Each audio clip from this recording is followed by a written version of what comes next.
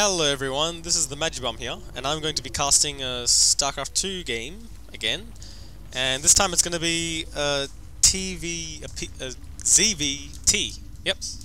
So the Zerg player here in the top right of Cloud Kingdom, spawning in red, is GrimxViper. That's a cool name. I was about to say Grim Reaper, and then I saw Viper. I was like, what? Oh, okay. And it looks like he wants to know whether DK is a skilled player, and he's like, DK seems to say yes, and oh, it looks like DK is now trolling, I guess. He's saying yes and no at the same time. So, yeah, these guys seem to have friendly banter going on, and so, yeah, I was meant to introduce the person at the bottom, which was DK, and it looks like he's going to be scouting, relatively early scout. I think this is mainly to check to see if the Zerg player is going to be rushing, because some of DK's friends like to go for heavy rush strategies, and they tend to be super effective against a Terran player who doesn't usually wall off soon enough. So yeah, it looks like he's going to be DK's going to be scouting around, whereas GrimxViper is going to be also scouting around with his Overlord. Doesn't look like he's going to send a drone scout anytime soon. He's got a second Overlord now on the way, and yeah, just droning up. He hasn't put a spawning pool down, so we might expect a fast hatchery first, and yeah, hopefully it should be a nice long macro game, because I think I've said before, I really do like macro games. I consider them the most enjoyable, at least when I'm playing them. I'm actually a Zerg player, so I'm hoping the Zerg player will win here, just because Zerg power, I guess, I don't know. So instead of seeing a hatch first, we're seeing a gas into pool, and it looked like it was a 15 gas into 15 pool or something like that, something along those lines. So pretty standard. We're probably going to see a speed build, or maybe a fast baneling bust.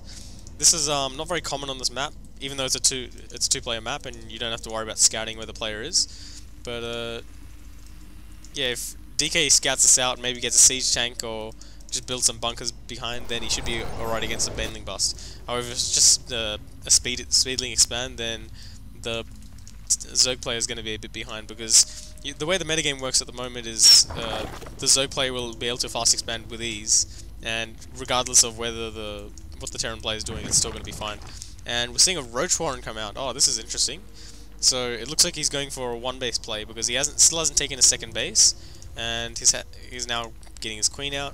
He's probably going to do some form of 7 or 8 Roach Rush. This is a really powerful build, especially against Terran, because Terran usually, they don't get Marauders that often, especially against Zerg. DK is a special case though, because he's the kind of guy who likes to go for bio into mech, so he'll go for a Marine Marauder kind of composition. So having those Marauders would definitely help against this Roach Rush. And you can see he's got 3 larvae here. He's going to wait for these 4 larvae to pop off here, and he's probably going to get 7 or 8 Roaches out. He's got his Overlords all done as well, so yep, this is a classic Roach Rush that we don't really see that often, but it is a pretty powerful build, and it can work, especially against an unsuspecting Terran.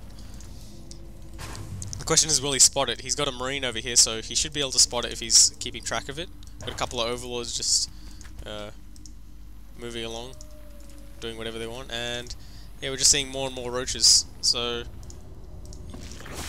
yeah, I'm assuming that he's gonna attack as soon as these Roaches pop out, and he's probably gonna drone up behind this. So, or did he get speed? No, he didn't get speed. So yeah, he's probably just gonna drone up behind this attack. He's just gonna build a whole heap of Roaches, walk up to the front door, try and attack. There is a wall in here though, so the Roaches are gonna have to destroy this wall before they can do anything. This won't supply block the Terran as well if he loses a supply depot, because he is actually ahead. He's actually taken a second base. Well, he wanted to take a second base, but it looks like the Overlord has spotted it. And GrimxViper, now that he's seen the command center, he can assume that the Terran player is going to be playing very defensive. Now this wall is not closed at the moment, so if the Roaches decide to walk in, then it's going to be a bit scary for DK. And it looks like he's just kind of building up a bigger Roach force. He's not actually attacking with it, which is strange. Usually you want to attack when you have like 5 or 6 Roaches, at least, because at that point in time, the Terran player maybe has like 3 or 4 Marines at most. So it looks like he's just going to send in a couple of Zerglings to take the watchtower maybe. And I like his overlord placement. It could probably be a bit better, maybe on the high ground here, or I don't know, maybe like on a high point there or something like that. I don't know. I don't know if you can put it on the high ground there and if it's still seen. But yeah, it looks like these two Marines are going to come. They're going to try and take out this Overlord. These Zerglings are going to come in. They might be able to take out these two Marines. But is this Overlord going to go down? I don't know. Looks like this Marine. Nah, it's going to go. So this Overlord is going to survive. And yeah, this Overlord will live to see another day. But these Zerglings won't. So yeah, we're just seeing a massive Roach army. And this is kind of bad by the Zerg player, because now the DK has got his planetary fortress up, and there's nothing he can really do to stop that. So he's on one base to DK's two, and yeah, now he's getting his tech up. He's got his engineering up with +1. He's got his stim up. He's probably going to work on combat shield or something like that. He's got his starport up, so he might start getting some medevacs out. He's just macroing up, and we see him, GrimxViper, pushing out a bit. He's got a massive Roach army. This is huge. But all it takes is one siege tank on the high ground to deter this army, and maybe a couple of bunkers. But DK, he's not used to building bunkers, at least, from what I've seen of his past replays.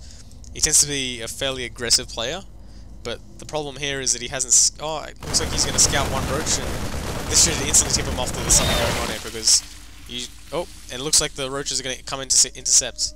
And Roaches are the same speed as... Yeah, they're the same speed as a Marine. So, does he actually see these Roaches? He should see these Roaches now. He looks like he's trying to run away now. Or is he going to try and attack?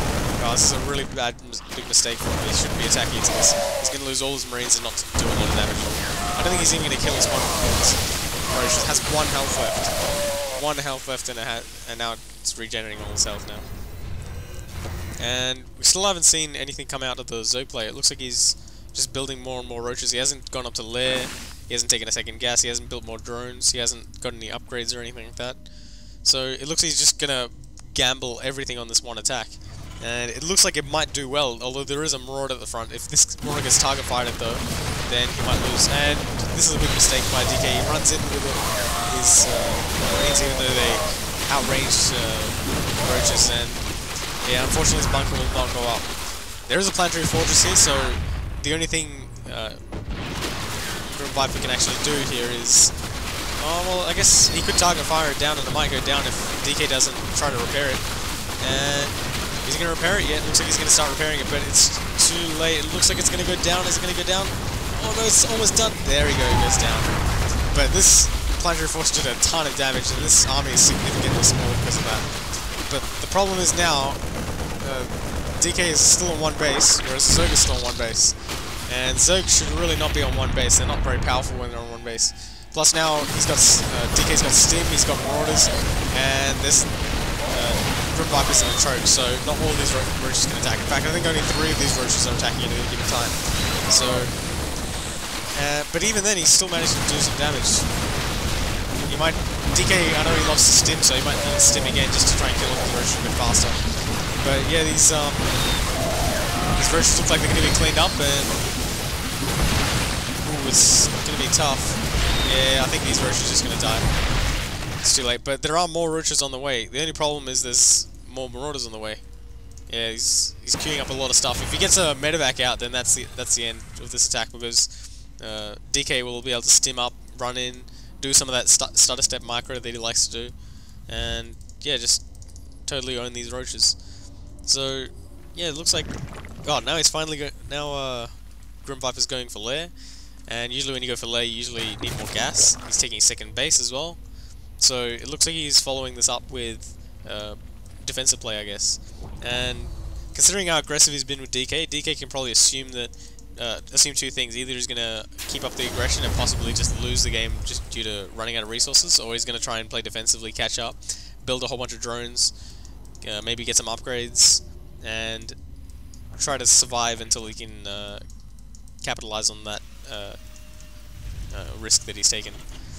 But yeah, it looks like we're seeing some more upgrades coming out of the Terran player, and DK loves to get his double engineering base. That's something that's very telltale telling of DK's play.